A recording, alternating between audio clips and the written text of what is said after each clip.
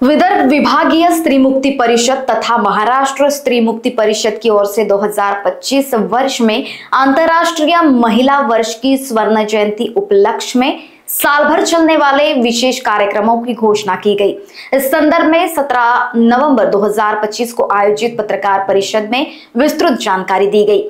संयुक्त राष्ट्र द्वारा 1975 में घोषित अंतर्राष्ट्रीय महिला वर्ष के बाद देश भर में स्त्री मुक्ति आंदोलन ने गति पकड़ ली थी। उसी दौर में महाराष्ट्र में सक्रिय कार्यकर्ताओं, स्त्री संगठनों और सामाजिक परिवर्तन के आंदोलन से जुड़े व्यक्तियों ने मिलकर महाराष्ट्र स्त्री मुक्ति परिषद नामक व्यापक स्त्रीवादी मंच का निर्माण किया। इसी परंपरा को आगे बढ़ाते हुए 2025 में स्त्रियों की सामाजिक, राजनीतिक और आर्थिक यात्रा का पुनर्मूल्यांकन किया जा रहा है। उद्याचा कार्यक्रम हा विभागीय कार्यक्रम असून विदर्भाचा विभागीय कार्यक्रम म्हणून स्त्रियांची परिषद होणार आहे।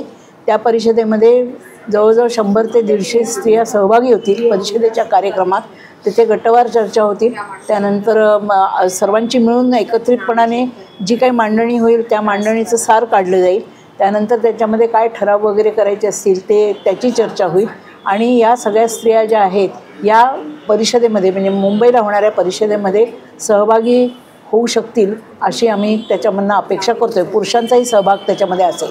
ही परिषद होणार आहे तुमचं विनोबा विचार केंद्रामध्ये। ते 10 वाजता आम्ही तिथे जमणार आहोत।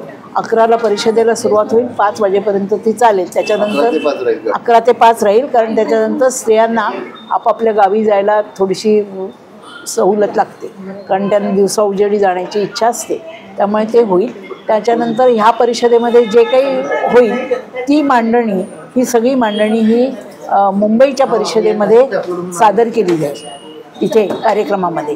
आणि एकूण सगळा जो काही मुंबईच्या परिषदेमधनं जो निचोड निघेल त्या निचोडवरती पुढे संबंध देशभर किंवा महाराष्ट्रातलं प्रथम काम कसं करायचं आणि कोणत्या नवीन संकल्पना त्याच्यातनं साकार होतील, जास्तीत जास्त परिणामकारकरित्या स्त्रियांना कशी मदत करता येईल। तुम्ही जे वैयक्तिक प्रश्न जे सांगताय या प्रश्नांवरती स्त्रियांना मदत मिळाली पाहिजे आणि त्यांचं वैयक्तिक दुःखसुद्धा दूर करता आलं पाहिजे। याच्याबद्दल आमच्यामध्ये कुणामध्येही दुमत नाही आणि ठामपणाने आम्ही त्याच्या बाजूने उभे राहण्याचा प्रयत्न करतो। प्रत्येक खेपेला आम्ही यशस्वी होतो असं काही नाही, पण तरीसुद्धा आमचा प्रयत्न हाच राहतो की दुःखी बाईला रिलीफ मिळाला पाहिजे।